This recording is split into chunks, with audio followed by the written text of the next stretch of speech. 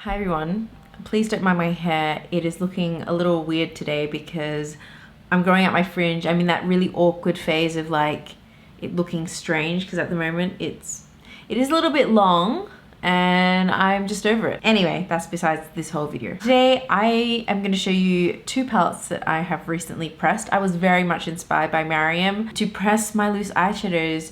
I have a ton of loose eyeshadows. Like I can show you now. Let's just look at these loose eyeshadows over here. I have so many, like these ones, all these. There's a bag of loose eyeshadows in here. Basically a crap ton of loose eyeshadows. Gonna put you back on the tripod. Yeah, so when I first got into makeup, I used to buy a whole bunch of loose eyeshadows from indie brands, and I don't do that anymore. There's definitely been a massive trend towards pressed eyeshadows, and it's actually really sad because I see some of my favorite indie brands just going into extinction because they're not keeping up with the trends. You might have seen Shiro has disappeared. They were bought over by Hello Waffle, which I think has folded. Caitlin, who's the owner of the brand, seems to have gone MIA. I'm not sure what the whole reason behind it is, but I don't think there is a future in loose eyeshadows. So I think it's very smart for those indie brands who are doing loose eyeshadows to go into pressed, because nowadays we're seeing some amazing formulas with pressed eyeshadows, even with things like multi-chromes. So, you know, my loose eyeshadows, they don't get a whole bunch of love. So like I said, I was very much inspired by Mariam, who pressed like 200 of her eyeshadows to do it because I wasn't using them. I definitely put off doing it because at the start I did buy a whole kit to kind of press loose eyeshadows. I did like 4 and then I was just put off because the quality wasn't as good. And to be honest, if I don't try, they would just get no use. So I'm okay with, like, if some of them don't press well, which some of them didn't, then I'm okay with letting them go. I did actually a video of me kind of showing the process, but I kind of got a little bit, I don't know, I had a lot of fails. I might insert clips here and there of me pressing them. That didn't really work to plan. I had to experiment a little bit to see which way I liked pressing them because some of them press better than others, and there's various different ways to press an eyeshadow, various different recipes to press eyeshadows. Some people use different things to bind their eyeshadow. I bought my kit from, I think it's called TPK, I don't know, that place that sells those kits. I bought a kit from them ages ago. These are the two palettes that I put my pressed eyeshadows into. These are $90 palettes from Addiction that I purchased last year. Regret it because the quality just wasn't up to the scratch of what Addiction eyeshadows are. I didn't actually declutter them because price tag, and I'm glad I didn't because I actually have repurposed these palettes and pressed my eyeshadows into here, and I think that's great because I don't have empty palettes lying around, and I do have a couple of pans, but I kind of like that they're in a palette like this because this is a really good sturdy palette. It's got a nice mirror, so there's no reason why I shouldn't reuse this. And I do encourage you, like, this is such a great way to repurpose a palette, is by just getting rid of all the eyeshadows in there, cleaning it up, and then pressing eyeshadows into an existing palette if you don't like the color story and all that. The first thing I did with my loose eyeshadows was I kind of grouped them up into color stories. Like I created my own color story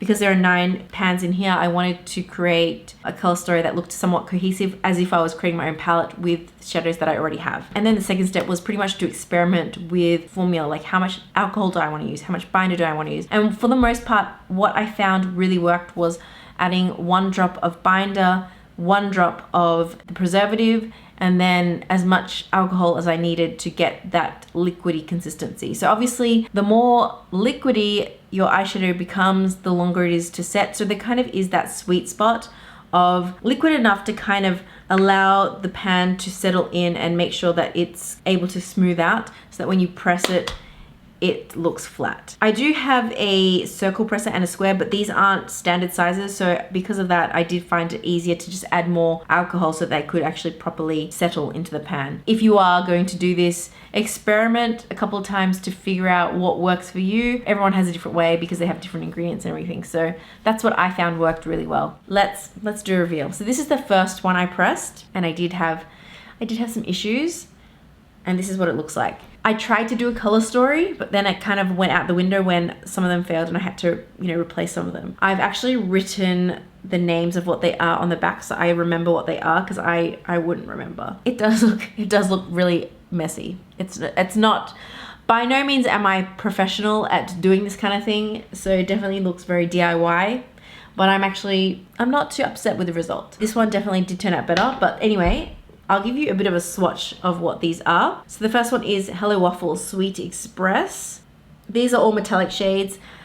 I've been told that matte shadows don't press well, so I didn't even attempt that. And to be honest, I don't have that many matte eyeshadows. The next one is from Fyrinnae. This is Lucky Charmed. And Fyrinnae eyeshadows press amazingly well. Very, very well. So the first palette was pretty much a trial and error, trialing different brands to see which one pressed well, which one didn't.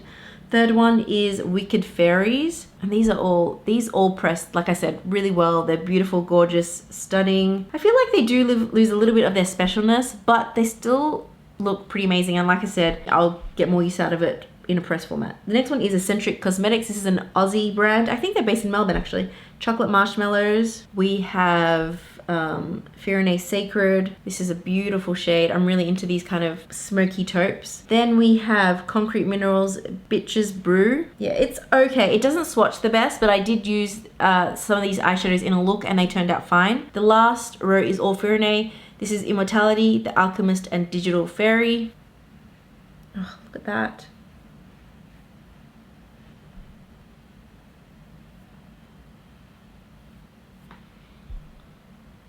So that's my first palette. I was trying to create a purple color story in here, but like I said, some of the shadows did not work, so I had to, replace them with other things. So the next palette is all Fyrinnae, and this one turned out pretty good, I'd say. Like the first one, I tried to stick with a color story, so these are all pretty much kind of like oranges and browns and warm shades, and I actually think that it looks stunning. So I was actually really happy with that. I wanted this to be a little bit neater, so I added more alcohol and kind of let them kind of settle in a bit better so that when I press them they look pretty smooth compared to this one, which you can tell that this one was a bit more trial and error than this one. I was really happy with it, and some of them are just absolutely gorgeous, stunning shades, and it's like, what a pity that I have these in my collection and I was never using them. So now these actually sit in my palette drawer and I'm gonna make an effort to rotate them. So a few of them I did actually mix because some of the eyeshadows I didn't have enough of, and then I just kind of made my own mixture. So the first one is Bollywood Sorcery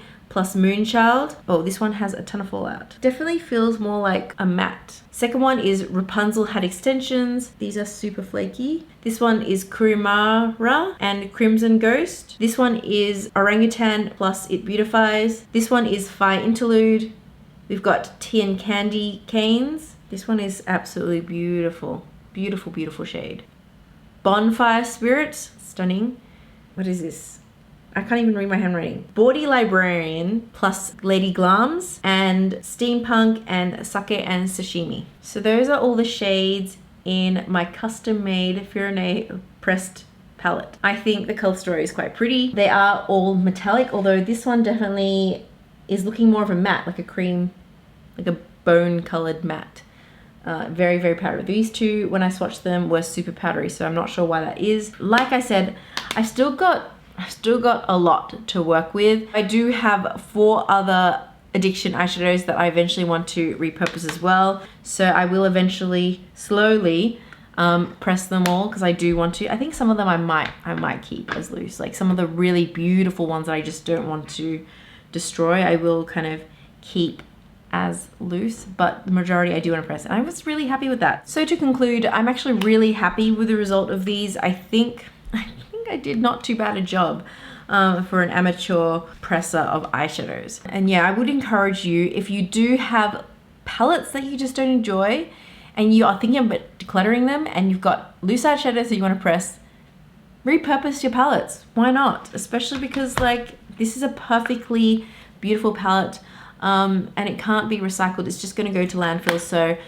it's now got eyeshadows that are much better than the ones that were originally in them. This is just a short, sweet video, kind of talking through my experience. Mariam was saying that she found it to be a very therapeutic experience for her. It didn't feel like that to me. It felt like, okay, my kids are like running around the house, I've got carpet there, I've got to like quickly mix it and hope that it sets well and everything. It was like something that was on the to-do list for ages. I did find it a very messy process.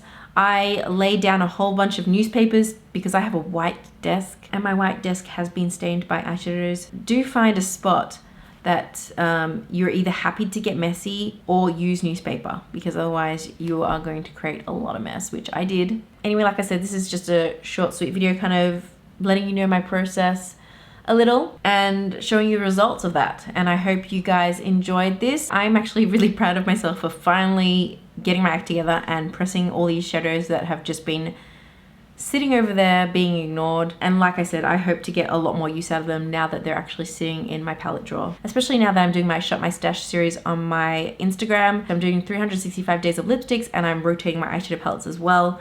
If you're interested, let me know if you have pressed your own eyeshadows before, and if you have, what worked for you, what didn't work for you. If you've got questions, please let me know, and I'll try and answer them. Yeah, I think I can improve. So yeah, I'd be interested to hear your tips and tricks.